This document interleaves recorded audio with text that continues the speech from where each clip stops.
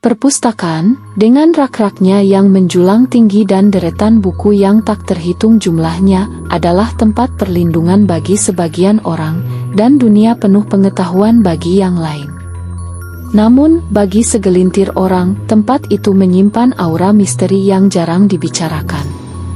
Pada suatu sore yang suram, Yudi, seorang bocah 12 tahun yang penuh rasa ingin tahu, mendapati dirinya berjalan di antara lorong-lorong perpustakaan sementara ia menunggu kakak perempuannya menyelesaikan sheet kerjanya di sana. Lalu merasa tertarik secara tak terjelaskan ke bagian bertanda klasik, meskipun jarang ia melangkah lebih jauh dari beberapa deret pertama. Namun hari ini ada sesuatu yang berbeda.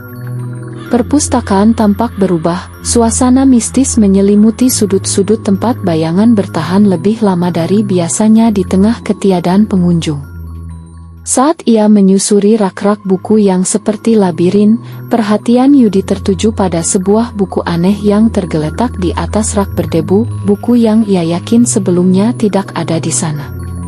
Sampulnya berwarna hijau tua, dengan tulisan emas yang timbul bertuliskan kisah yang tak terungkap, seolah membisikkan janji akan petualangan yang tak dapat ditawarkan oleh buku lain. Jantung Yudi berdebar saat ia meraih buku itu. Suara gemerisik lembut menggema di antara lorong-lorong, tetapi ia meyakinkan dirinya sendiri bahwa itu hanyalah imajinasinya yang mempermainkannya. Saat ia membuka buku itu, punggung buku mengeluarkan suara retakan halus, seakan telah menunggu selama berabad-abad untuk seseorang yang cukup berani mengungkap rahasianya. Halaman-halamannya menguning dimakan usia, tidak berisi huruf cetak, melainkan tulisan tangan, sebuah manuskrip mengalir, penuh dengan kisah-kisah tentang tempat-tempat yang belum pernah ia dengar sebelumnya. Membaca buku itu terasa menyenangkan, hingga ia menemukan sebuah bab yang aneh berjudul Masa Depan, yang semakin membangkitkan rasa penasarannya. Bab itu kosong, kecuali beberapa kata yang berbunyi, "Siapa yang berani menguraikan, akan menentukan takdir. Waspadalah." Yudi merasakan hawa dingin merayap di punggungnya.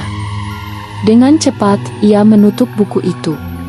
Tiba-tiba, lampu perpustakaan berkedip-kedip, menciptakan bayangan menyeramkan di antara deretan buku-buku yang terikat rapi. Terkejut, Yudi mencoba mengembalikan buku itu, tetapi tangannya gemetar dan buku itu terjatuh, sampulnya tertutup dengan suara keras. Saat itu juga, ia mendengar langkah kaki mendekat. Menahan napas, ia berdiri kaku.